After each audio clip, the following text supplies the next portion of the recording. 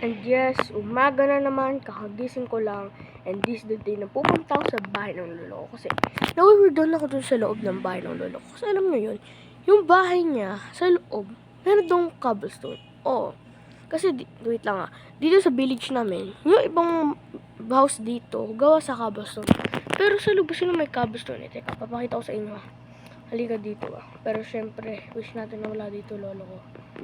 And, tignan lang natin. Lolo, andito ba? Okay, wala siya dito. And itong cobblestone na sinasabi ko. Dahil wala ako ditong pickaxe, gagamit natin ng kamay ko kasi tayo ay strong. Hindi ko alam kung ano na sa loob. Dito kung may chest ba? Pero, hindi ko talaga alam. Let's see na lang.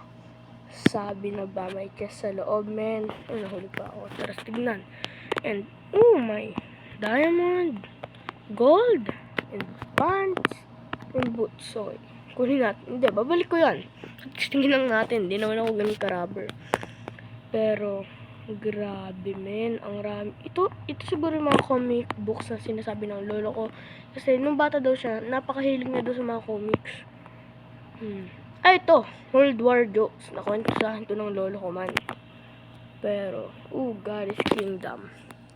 Okay, dito ako nagtataka kasi lagi ito pinagkwentuhan doon sa school namin. Kukunin natin yan. Balik na lang natin to. Itong pants, balik na din natin. Pero marami tayong comics book, no? Pero baka pumunta na dito lolo ko, alis na tayo mga men. Let's go!